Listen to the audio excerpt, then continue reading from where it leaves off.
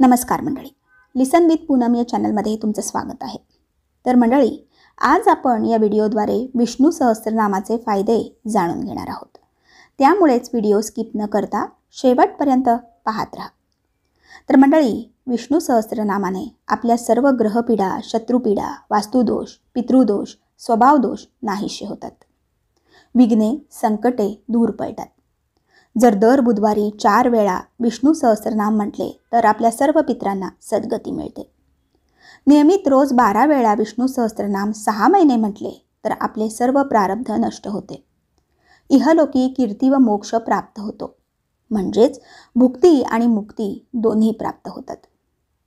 15,000 वेळा विष्णू सहस्त्रनाम म्हटले तर एक विष्णुयाग केल्याचे फळ मिळते, असे श्री डोंगरे महाराज विरचित भागवतात लिहिले आहे। एकादशीच्या रात्री 12 वाजता स्नान करून विष्णूंपुढे किंवा राम, बालाजी, पांडुरंग, कृष्ण, फक्त नृसिंह नको यांच्या मूर्तीपुढे तुपाचा दिवा व उदबत्ती लावून विष्णू सहस्त्रनामाचे 12 पाठ 12 एकादशींना केले तर साक्षात भगवंताचे दर्शन होते।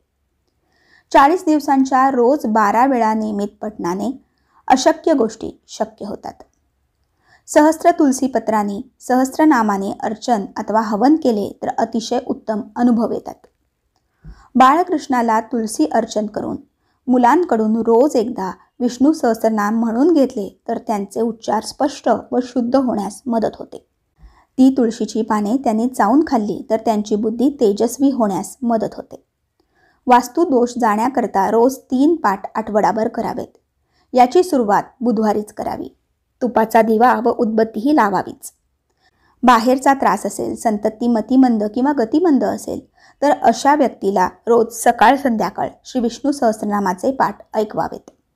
घरामध्ये कोणी व्याधीग्रस्त असेल तर विष्णू सहस्त्रनामाच्या पठणाने व्याधी नष्ट होऊन शरीराभोवती एक सुरक्षा कवच उभे राहते। श्री विष्णू मंदिरात बसून जो कोणी या स्तोत्राचा पाठ करतो त्याचे सर्व अहित नाहीसे होते। त्याला छळणाऱ्या सर्व गोष्टींचा परिहार होतो। विष्णू सहस्त्रनामासाठी जो रुद्रशाप विमोचन विधी दिला आहे त्याच्याऐवजी विष्णू सहस्त्रनामाच्या आधी व शेवटी 3 वेळा ओम नमः शिवाय आणि 3 वेळा ओम नमो भगवते वासुदेवाय असा जप करावा। श्री विष्णू सहस्त्रनामाच्या फलश्रुतीत असे म्हटले आहे की जो या स्तोत्राचे पठण करेल त्याने दिली पाहिजेत अशी सर्व दाने दिली आहेत आणि केल्या पाहिजेत अशा सर्व देवांचे पूजन केले आहे। पिंपळाच्या पारावर बसून विष्णूचे ध्यान करीत जो विष्णू सहस्त्रनामाचे पाठ करतो त्याची शतकोटी कल्पांमधील साचलेली पातके हळूहळू नष्ट होतात। शिवालयात, तुलसी वनात बसून जो रोज विष्णू सहस्त्रनामाचे पाठ करतो त्याला कोट्यावधी गायी दान दिल्याचे फल प्राप्त होते आणि त्याला मोक्ष प्राप्त होतो असे चक्रपाणीचे वचन आहे। श्री विष्णू यांच्या अच्युत, अनंत, गोविंद या 3 नावाने कोणत्याही प्रकारचा रोग नाहीसा होतो। आपल्याला कुठल्याही कामासाठी घरातून बाहेर पडायचे असेल तर तेव्हा उंबरट्याबाहेर उजवे पाऊल ठेवण्याआधी मनातल्या मनात 4 वेळा नारायण नारायण नारायण नारायण असे नाम घ्यावे। तर मंडळी, हे होते विष्णू सहस्त्रनाम पठणाचे फायदे। आशा करते तुम्हाला हा व्हिडिओ माहितीपूर्वक नक्कीच वाटला असेल। त्यामुळेच व्हिडिओला लाईक करा आणि जास्तीत जास्त लोकांपर्यंत हा व्हिडिओ शेअर करून आपल्या या लिसन विथ पूनम या चॅनलला सबस्क्राईब करायला विसरू नका। धन्यवाद। श्री स्वामी समर्थ।